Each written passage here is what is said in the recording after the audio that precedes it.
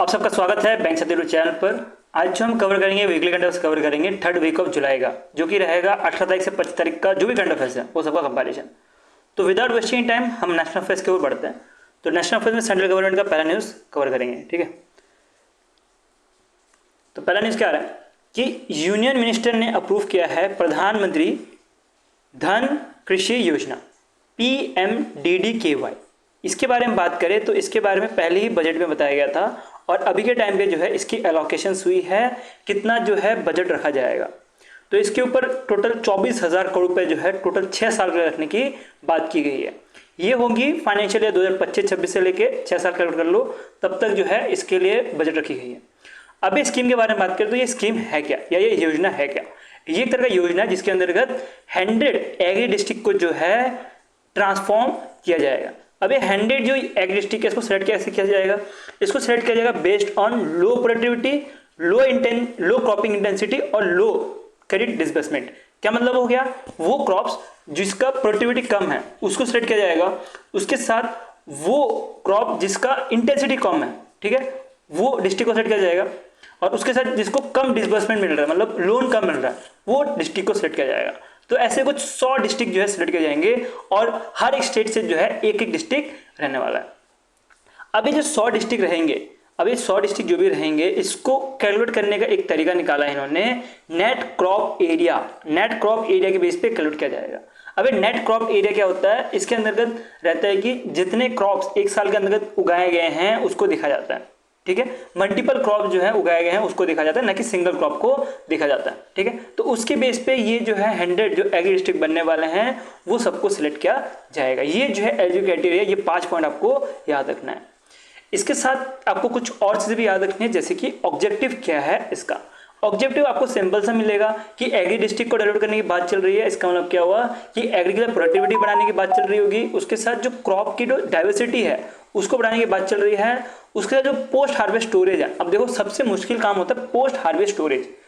अब किसान जो है उसने अनाज तो उगा लिया, अनाज उगाने के बाद उसको स्टोर करना बहुत एक जिम्मेदारी का काम है और बहुत मुश्किल काम होता है, ठीक है। क्योंकि बात करें अगर हम लेते हैं राइस का ही एग्जाम्पल, ठीक है, राइस का एग्जाम्पल लेते हैं तो राइस जब उग जाता है उसके बाद जब धान जो रहता है, धान को जब स्टोर किया जाता है एक जगह पे, वहाँ पे मक्खियाँ आ जाती है, कीड़े मकोड़े ये सब आ जाते हैं, तो उनसे बचाने के लिए एक प्रॉपर एक जो है स्टोरेज सिस्टम होना चाहिए।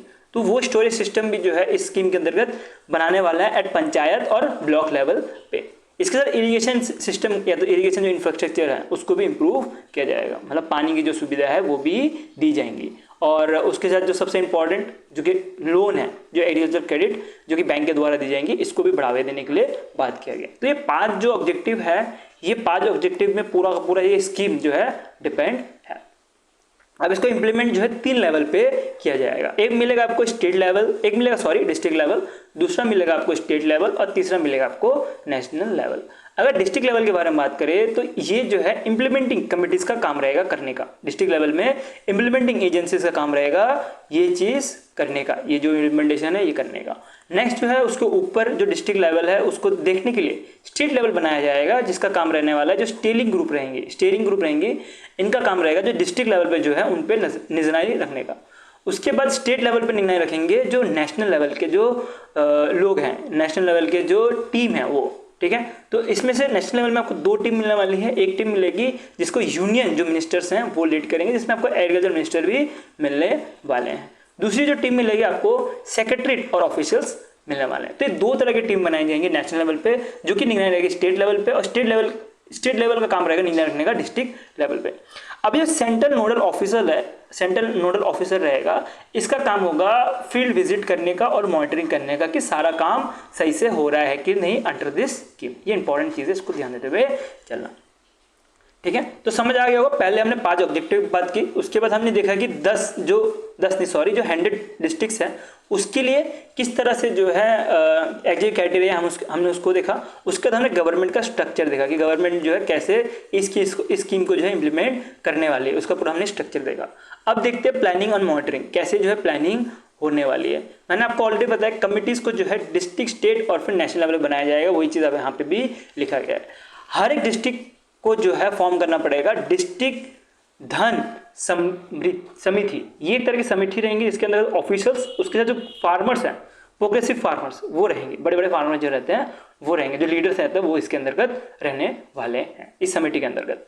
और इसके साथ बोला गया है कि प्रिपेयर करने के लिए डिस्ट्रिक्ट एग्रीकल्चर प्लान भी, हर एक डिस्ट्रिक्ट का अलग अलग एग्रीकल्चर प्लान रहेगा, ये भी जो है हर एक डिस्ट्रिक्ट को बनाने के लिए बोला गया अंडर दिस स्कीम। ठीक, मेन मोटिव क्या है? मेन मोटिव है कि एग्रीकल्चर को जो है नेचुरल और फिर ऑर्गेनिक फार्मिंग की जाए, ये जो है मेन मोटिव है इसका। और इसके साथ डिफरेंट जो चीज़ें हैं कि जो प्रोडक्टिविटी है वो भी बढ़ाया जाए। प्लान है गवर्नमेंट का कि 1.7 करोड़ जो है फार्मर्स, इनको फायदा होने वाला है आफ्टर इम्प्लीमेंटिंग दिस स्कीम। ठीक है, इसके अंदर मोस्टली जो स्मॉल और फिर मार्जिनल फार्मर्स हैं वो ज़्यादा फोकस रहने वाला है। अब ये स्मॉल और मार्जिनल फार्मर्स कौन रहते हैं उसके बारे में थोड़ा समझते हैं। स्मॉल फार्मर्स वो फार्मर्स रहते हैं जिनके पास 1 हेक्टेयर से कम लैंड होता है। ठीक है, और मार्जिनल फार्मर जो रहता है उनके पास 1 हेक्टेयर से कम लैंड होता है। जो स्मॉल फार्मर्स रहता है उसका 2 से लेके 1 हेक्टेयर तक लैंड रहता है। तो ये दोनों को ज़्यादा से ज़्यादा फोकस किया जाएगा इसके अंतर्गत। और टोटल बोला जा रहा है कि 117 की परफॉर्मेंस इंडिकेटर के तौर पे जो है इनको मॉनिटर किया जाएगा, इनका जो प्रोग्रेस है उसको, और इनका जो भी डेटा है उसको ट्रैक किया जाएगा मंथली बेसिस पे, जिसकी वजह से जो स्कीम है PMDDKY वो सही से चल पाए। अब कुछ इंस्टीट्यूशन सपोर्ट भी दी जाएंगी, जैसे कि नीति आयोग के द्वारा सपोर्ट दी जाएंगी, गाइडेंस और फिर गाइडेंस और फिर मॉनिटरिंग किया जाएगा इनके ऊपर।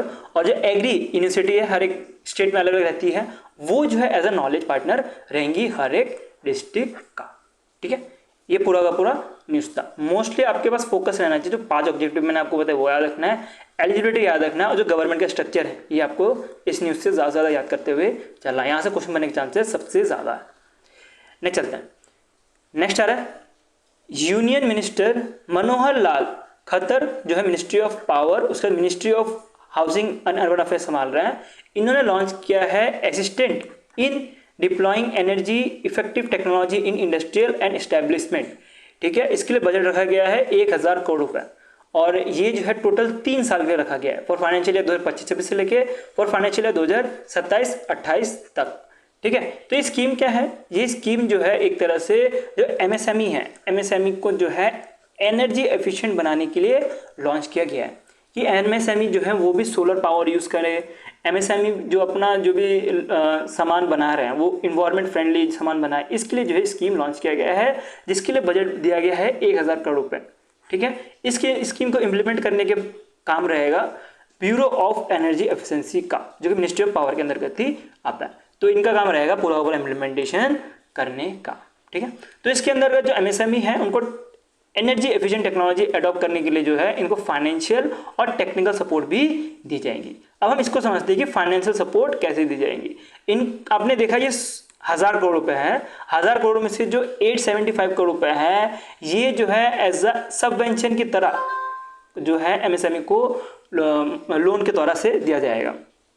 देखो जी, MSME में आपको 3 चीज़ें मिलती है, एक है माइक्रो, एक है स्मॉल, एक है मीडियम, और ये तो ई का मतलब होता है एंटरप्राइज। जो माइक्रो और स्मॉल एंटरप्राइज रहेंगे उनके लिए जो इंटरेस्ट रिडक्शन है वो 5% मिलने वाला है, और जो मीडियम एंटरप्राइज है उनके लिए आपको 3% मिलने वाला। अब इसका मतलब क्या होता है इसको समझते हैं। मान लेते हैं कि कोई MSME है, MSME गया लोन लेने गया कहाँ? बैंक के पास, और बैंक के पास गया तो बैंक ने बोला कि आपको जो है 12% करके लोन मिलेगा। लेकिन MSME को फिर बाद में बैंक ने बोला कि आप जो है ये जो स्कीम है, ये स्कीम के अंतर्गत आपको जो है एडीटाई स्कीम जो भी है इसके अंतर्गत आपको 5% का जो है इंटरेस्ट रिडक्शन मिल जाएगा। अगर बात करें माइक्रो स्मॉल एंटरप्राइज क्या होगा तो उसको 5% का जो है ये रिडक्शन मिल जाएगा। तो ये टोटल जो है इंटरेस्ट अब देना पड़ेगा MSME को 7% का। ठीक है, तो जो माइक्रो स्मॉल एंटरप्राइज रहेगा उसको 7% का इंटरेस्ट देना पड़ेगा बैंक को, लेकिन जो 5% का जो बैंक को जो नुकसान हो रहा है ये भरने का काम होगा गवर्नमेंट का। ये जो आपको 875 करोड़ रुपए दिख रहा है, 875 करोड़ रुपए ये जो है गवर्नमेंट बैंक को पे करेंगी एज अ इंटरेस्ट सबवेंशन के तौर पे। ठीक है, इसके साथ ही आपको याद रखना है कि जो भी MSME हैं उनको एनर्जी एफिशिएंट बनाने के लिए एक investment grade energy audit support भी दी जाएंगे, जिसके अंतर्गत 50 करोड़ रुपए जो है गवर्नमेंट ने अलॉट किया गया है, जिसके अंदर इनको बताया जाएगा कैसे जो है एनर्जी अपॉर्चुनिटीज़ हैं और आपको कैसे जो है इसको इम्प्लीमेंट करना है अपने जो भी दुकान होगा या जो भी एंटरप्राइज का जो काम रहेगा उसमें। उसका टेक्निकल सपोर्ट जो है वो भी दी जाएंगे, इसके अंदर 75 करोड़ रुपए दिए जाएंगे। तो टोटल कैलकुलेट करेगा तो टोटल आपको 1000 करोड़ रुपए मिल जाएंगे। जो 1000 करोड़ रुपए हैं ऐसे इन्होंने बांटे गया है। अभी के टाइम पे इसको फेज 1 में चलाया जाएगा। टोटल 60 ऐसे इंडस्ट्रियल क्लस्टर रहेंगे जहाँ पे चलाया जाएगा, और ये टोटल 14 एनर्जी इंटेंसिव सेक्टर जो हैं इधर ही किया जाएगा। अब 14 इंटेंसिव सेक्टर कौन कौन से? ब्रिक्स हो गया, ब्रास हो गया, ceramics, chemical, fishery, food processing, fogging, foundry, glass, leather, paper, pharma, उसके साथ स्टील, रिलोलिंग, टेक्सटाइल, ये सारे 14 फेज 1 के अंतर्गत आता है। और ये 14 नाम आपको याद रखना है, एग्जाम पूछा जाता है कौन सा इसमें से नहीं है फेज 1 के अंतर्गत, ठीक है। तो ये चीज़ ध्यान देना कि 14 का नाम याद रखना है।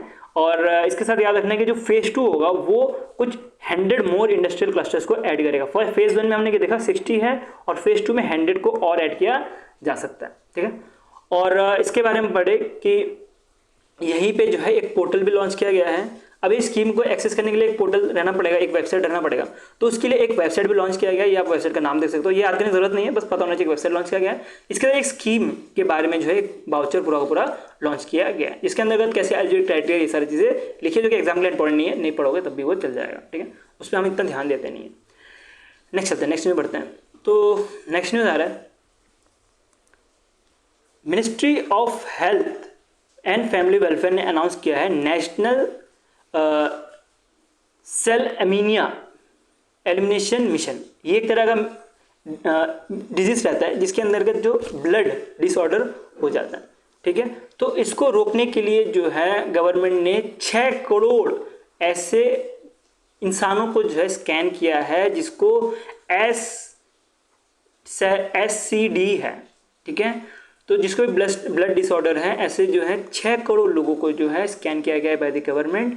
और गवर्नमेंट का प्लान है कि 7 करोड़ को जो है स्कैन किया जाए 2047 तक। बट ये ऑलरेडी 6 करोड़ कर चुके हैं, तो 1 करोड़ को इतनी बड़ी बात नहीं होगी, बहुत जल्दी टारगेट जो है पूरा कर लेंगे। अगर 6 करोड़ के बारे में बात करें तो 6 करोड़ में से जो है 2.15 जो है ऑलरेडी डायग्नोस हो चुके हैं, और उसके बाद देखेंगे तो 16.7 लाख जो है आइडेंटिफाई किए गए हैं एज अ कैरियर के तौर पे, और 2.6 करोड़ लोगों को जो है हेल्थ कार्ड भी डिस्ट्रीब्यूट किए गए हैं, जो ये 6 करोड़ हैं इनमें से, ठीक है। तो एग्जाम के लिए जो वैल्यूज़ है इतना इंपॉर्टेंट है नहीं आपके लिए जो 6 करोड़ है ये इंपॉर्टेंट है, और 7 करोड़ हो जाएंगे 2047 तक, ये ज़्यादा इंपॉर्टेंट है। जब अमृतकाल हो रहा होगा हमारे इंडिया का जब 100 साल होने वाला होगा तब का ये प्लान है। अगर बात करें सबसे ज़्यादा स्टेट जिनमें ये डिजीज़ फैली है, वो आपको उड़ीसा मिलने वाली है, फिर छत्तीसगढ़ मिलेंगे, फिर मध्य प्रदेश, फिर महाराष्ट्र, फिर गुजरात। और कुछ स्टेट्स ऐसे हैं जिन्होंने ये 7 करोड़ का जो स्कैनिंग का टारगेट है ये पूरा कर दिया गया है, जैसे कि मध्य प्रदेश, गुजरात, राजस्थान, तेलंगाना, कर्नाटका और उत्तराखंड। तो ये सारे कुछ स्टेट्स लेंगे। अभी ये स्कैन करने के लिए जो टेक्नोलॉजी यूज़ की गई है वो point of contact testing kit use किया गया है, जो कि एक फास्ट, रिलायबल और फिर कंफर्टेबल रिजल्ट देता है इस डिजीज को पकड़ने के लिए, ठीक है। मोस्टली प्लान है कि जो ट्राइबल के लोग या वेल्युबल पॉपुलेशन है उनको ये डिजीज ज़्यादा होती है, तो उनको ही जो इलामिनेट करने का 2047 तक, ठीक है, 2047 तक जो है इनको इलामिनेट करने का पूरा गवर्नमेंट का प्लान है, ठीक है। तो छोटा सा न्यूज़ था, इतना कुछ था नहीं, कि 6 करोड़ वुमेन्स नहीं सॉरी जो पीपल्स हैं उनको जो है स्कैन किया जाएगा, और 7 करोड़ टोटल प्लान है। और 7 करोड़ में भी जो है इनको नहीं स्कैन बल्कि उनके साथ को ठीक भी किया जाएगा, जो मोस्टली ट्राइबल या तो जो वेनरेबल ग्रुप से आते हैं उनको। और कुछ स्टेट्स के नाम याद रखना, जैसे कि उड़ीसा, छत्तीसगढ़ जो कि टॉप में आती है इन टर्म्स ऑफ इस डिजीज़ के, और उसके बाद कुछ स्टेट जैसे कि मध्य प्रदेश जिन्होंने ऑलरेडी स्कैन कर लिया है, ठीक है। तो ये कुछ नाम है, कुछ स्टेट्स हैं, इनके नाम आपको याद रखते हुए चलना, एग्जाम के लिए बहुत इंपॉर्टेंट है, ठीक है। नेक्स्ट चलते हैं, नेक्स्ट आ रहा है मनकुश मंड्याविया जी जो हैं वो अभी के टाइम पे मिनिस्ट्री ऑफ यूथ अफेयर्स और ministry of labour and empowerment संभाल रहे हैं। तो इन्होंने इनोग्रेट किया है यूथ समिट जो है आपको वाराणसी में मिलेगा, जिसका थीम आपको मिलेगा नशा मुक्त युवा फॉर विकसित भारत।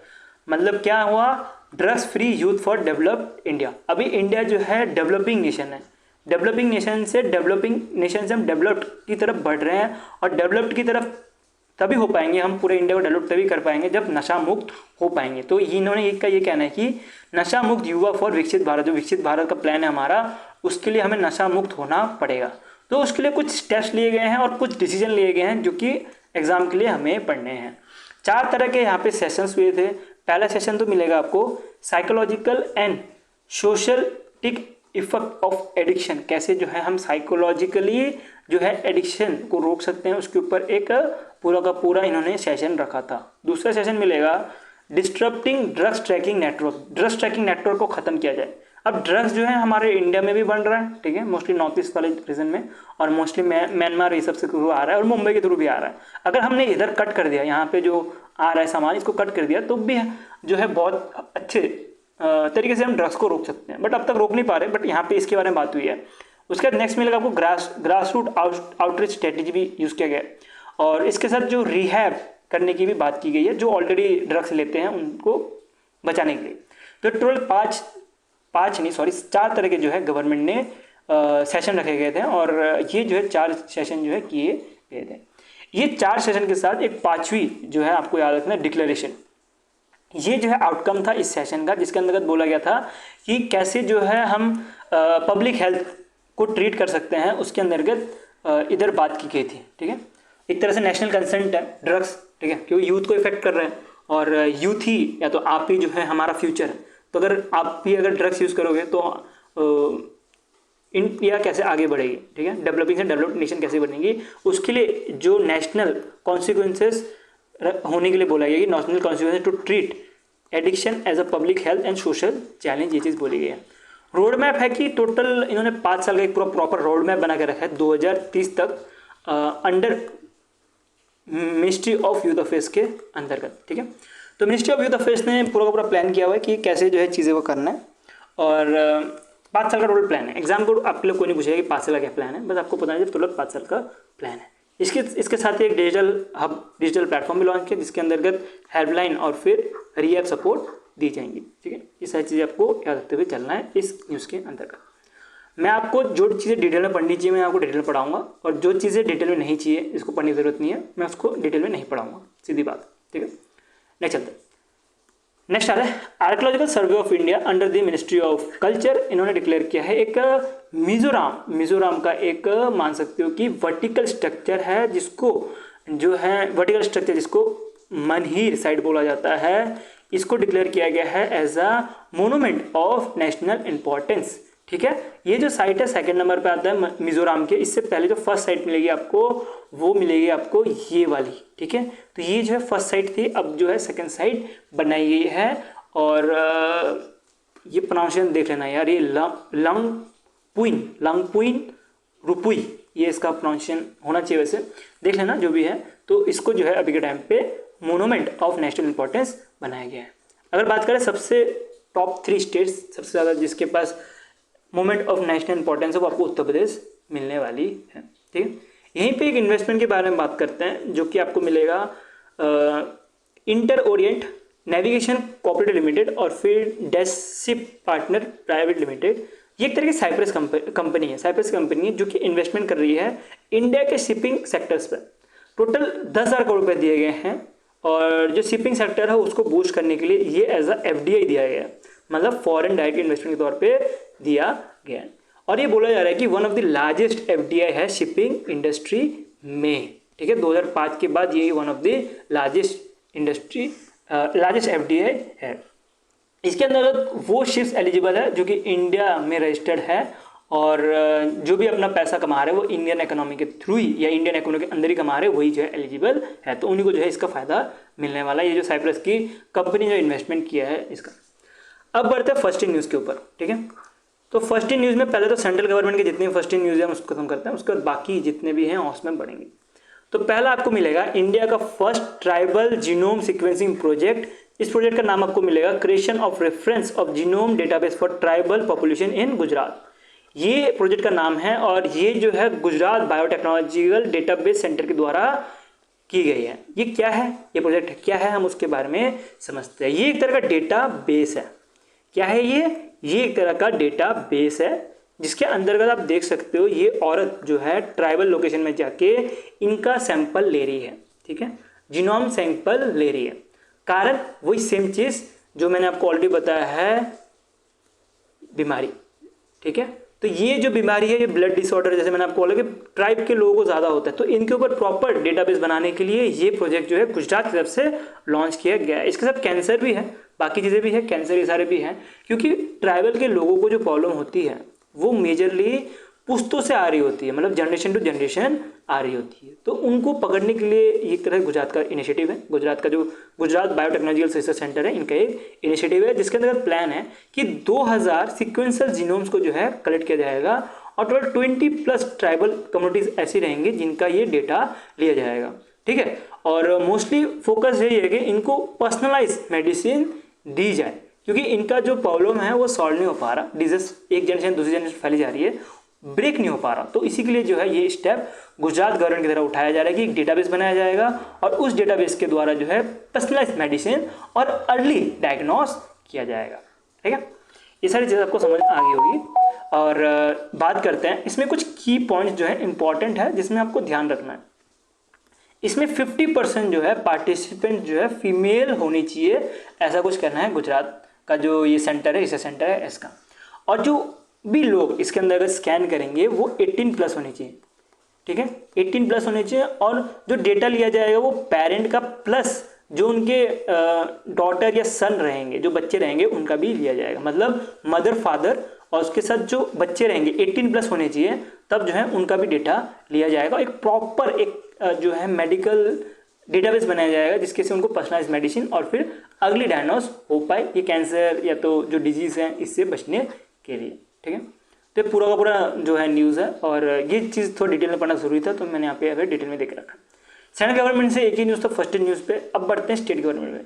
स्टेट गवर्नमेंट में बात करें तो स्टेट गवर्नमेंट में जो है फर्स्ट स्टेट बनी है महाराष्ट्र, जिन्होंने एग्रीकल्चर स्टेटस दिया है लाइफ स्टॉक को और पोल्ट्री फार्मिंग को, क्योंकि पोल्ट्री फार्मिंग और लाइफ स्टॉक को जो है एग्रीकल्चर स्टेटस नहीं दिया जाता मोस्टली। एग्रीकल्चर स्टेटस देने की वजह से कुछ जो गवर्नमेंट के स्कीम्स हैं ये सारे बेनिफिट जो हैं ये अब उठा पाएंगे और महाराष्ट्र पहली स्टेट बनी है जिन्होंने ये स्टेटस दिया है। पोल्ट्री फार्मिंग जैसे कि डेयरी हो गया, गोट हो गया, पिग हो गया, ये सारे जो है पोल्ट्री फार्मिंग के अंदर आती है और ये सबको जो है अभी एग्रीकल्चर के अंतर्गत रखा जाएगा। प्लान है गवर्नमेंट का कि 76.41 लाख रूरल जो है फैमिलीज उनको जो है बेनिफिट होने वाला है और जो 7700 करोड़ रुपये का जो है इनको इनकम भी बूस्ट होगा। अगर बात करें इंटरेस्ट सबवेंशन दी जाएंगी, जैसे कि आपको पता होगा कि एग्रीकल्चर का जो लोन लेने जाता है तो उनको इंटरेस्ट सबवेंशन दिए जाते हैं, सेम तरह से जैसे मैंने आपको इंटरेस्ट सबवेंशन ऊपर समझाया MSME का। अगर बात करें फार्मर्स के लिए लोन, मोस्टली देखोगे अगर कोई फार्मर 8% का लोन लेने जाता है तो उसको 8% छोड़ 7% लेते हैं। ये रीज़न अगर आपको पता होगा मैं क्यों 7% बोल रहा हूँ, अब मैं पढ़ा होगा तो आपको पता होगा, ठीक है। इसको सारे पढ़ते नहीं है, सारे डिटेल में जाते नहीं इसके।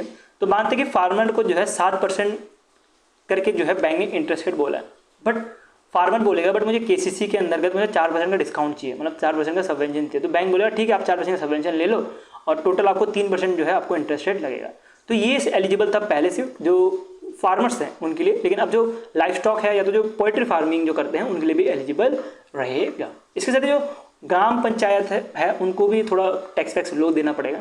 तो ये जो है बेनिफिट करने के लिए महाराष्ट्र गवर्नमेंट ने चीज़ें की गई हैं। अगर बात करें हमारे टेलीग्राम सब्सक्रिप्शन की तो ये PDF ऐसे फ्री ऑफ कॉस्ट आपको मिल जाएगा। नेक्स्ट इन और बैंकिंग बाकी चीज़ें आपको सब्सक्रिप्शन के अंदर मिल जाएगा। एक साल का सब्सक्रिप्शन जो है 349 पे है और 6 महीने का सब्सक्रिप्शन आपको 249 पे मिल जाएगा। अभी के टाइम पे अगर वीडियो देख रहे हो तो 199 में है, बट 1 अगस्त से जो है 249 पे हो जाएगा। कारण अभी हम RBI के सर्कुलर ये सारी चीज़ें ऐड कर रहे हैं जिसके से हमें थोड़ा प्राइसिंग बनाना पड़ रहा है। नहीं चलते अदर्स में बढ़ते हैं। फर्स्ट इन न्यूज़ तो ये one of the oldest marathon runner थे जो कि 114 साल की एज में जो है पास्ट अवे हो गए हैं, ठीक है। इनके बारे में बात करें तो इनका बॉर्न जो है 1 अप्रैल 1991 में हुआ था और इनका देहांत जुलाई 2025 में हुआ, जो कि पंजाब से आते हैं, पंजाब जलंधर से आते हैं। ये पहले रनिंग नहीं करते थे, ये जब रिटायरमेंट हो गया था इनका तो इन्होंने 89 एज से जो है इन्होंने रनिंग स्टार्ट की थी। उसके बाद रनिंग करने के बाद इन्होंने डिफरेंट रिकॉर्ड तोड़े हैं। उसमें से इनका पर्सनल रिकॉर्ड जो है 5 घंटे 43 मिनट्स और 4 सेकेंड है 2003 में मैराथन रनिंग का, ठीक है। और उसके साथ इन्होंने टॉर्च भी बैरियर बने थे लंदन 2012 में, ठीक है। और इनके ऊपर बुक भी लिखी गई है क्योंकि इनका नाम क्या है, टोर्नेडो नाम है, ठीक है। टूरबेंड टोर्नेडो इनका नाम है। तो इनके ऊपर एक बुक भी लिखी गई थी जो कि 2011 में रिलीज़ की गई थी। अब आपके मन में चल रहा हो क्वेश्चन कि सर क्या ये या तो भैया भाई यार ये सब चीज़ें पढ़ना ज़रूरी है क्या? हाँ ज़रूरी है, क्योंकि एग्जामिनर ना आजकल आपको सीधा क्वेश्चन नहीं पूछेगा, आपको बुक का नाम पूछ सकता है, आपको टॉर्च बेरियर का नाम पूछ सकता है। तो इसलिए ये सारी चीज़ें भी पढ़ के चलना, ठीक है, इसको छोड़ना नहीं, ओबिचुरीज में, स्पेशली जब इस तरह का ओबिचुरी आ रहा हो तो ये बहुत इंपॉर्टेंट है, ये लिख लो, बहुत इंपॉर्टेंट है। और पूछा जाए ओबिचुरीज में और बात करें इंपॉर्टेंट डेज में, ज़्यादा नहीं पढ़ना होता, जो इंपॉर्टेंट होता है वही पढ़ना होता है। और ऐसे जो इंपॉर्टेंट न्यूज़ आ जाते हैं ना, इसको नहीं छोड़ना होता, इसको ज़रूर कर लेना होता है, ठीक है।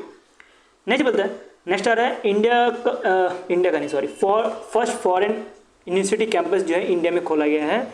ये देखा जाए तो ये यूके की जो साउथम्पटन है उन्होंने खोला, यूनिवर्सिटी ऑफ साउथम्पटन जो गुरुग्राम में, इन्होंने ये यूनिवर्सिटी खोला। ये अगस्त 2025 से ही ये अपना जो भी सेशन है वो चालू करने वाली है। और आपको पता होगा कि बहुत सारी यूनिवर्सिटी जो है अब आ रही है हमारे इंडिया में खोलने के लिए, लेकिन उनकी ओपनिंग जो है अगस्त 2026 या 2026 से ओपन होने वाले यूनिवर्सिटी। ये पहली यूनिवर्सिटी है जो कि अभी ओपन हो चुकी है, तो एग्जाम के लिए इंपॉर्टेंट बन जाता है। और जितने भी यूनिवर्सिटी है वो मैं आपको बता दूंगा कि वहाँ से क्वेश्चन बन सकता है, तो वो सारे भी मैं आपको एक ही टेबल में दे दूंगा मंथली में, ठीक है। तो हम उसको मंथली कवर करेंगे, बट अभी वीकली में आप इतना सारा कुछ पढ़ते चलो कि ये पहली यूनिवर्सिटी बनी है जो कि यूपी की तरफ से आती है। नेक्स्ट चलते हैं, world first jet powered flying humanoid robot जो है IIT, ये अपना IIT नहीं है, इंडियन इंस्टीट्यूट ऑफ टेक्नोलॉजी नहीं है, ये इटालियन इंस्टीट्यूट ऑफ टेक्नोलॉजी है जो कि इटली में है। इन्होंने वर्ल्ड का पहला जेट पावर ह्यूमनॉइड जो है बनाया है, रोबोट बनाया है, जो कि वॉक कर सकता है, इवन फ्लाई भी कर सकता है, ठीक है। ये प्रोजेक्ट जो है टोटल 2 साल के लिए बनाया जाएगा, और ये कहाँ पे किसने बनाया ये चीज़ आपको ध्यान देनी है, ठीक है। यहीं पे हम वीडियो एंड करते हैं, मुझे वीडियो एंड करना पड़ रहा है क्योंकि मैंने पिछले भी पार्ट्स बनाए थे तो वहाँ पे रिस्पांस अच्छा नहीं था, तो मैं होप करता हूँ यहाँ पे अच्छा रिस्पांस आएगा। और टारगेट करते हैं कुछ 15 लाइक्स का, ज़्यादा नहीं है, कर दो 15 लाइक्स। और उसके बाद जो है सेकंड वीडियो हम बैंकिंग अवेयरनेस के ऊपर लाएंगे, ठीक है। और वीडियो के साथ आपको PDF के बारे में बात करें तो PDF आपको टेलीग्राम ग्रुप में मिल जाएगा, t.me बैंकिंग साथी में मिल जाएगा। इसके साथ ही आप www.mappingfs.com में चेक कर सकते हो, आपको वहाँ पे भी अवेलेबल हो जाएगा। सो वीडियो में के लिए हम इतना रखते हैं, वीडियो अच्छा तो लाइक कर देना, ऐसे ही कंटेंट देखते हैं सरकम चैनल। और ये हमारा पार्ट 1 रहा, पार्ट 2 में हम ट्राई करेंगे बैंकिंग जो है अवेयरनेस खत्म किया जाए, और अगर बैंकिंग अवेयरनेस के बाद पार्ट 2 में भी अगर अच्छा रिस्पॉन्स रहा तो पार्ट 3 में आपको पूरा कंप्लीट जो है करवा दूंगा, ठीक है। सो अभी इतना रखते हैं, बाकी हम कल मिलते हैं दूसरे वीडियो के साथ, बाय।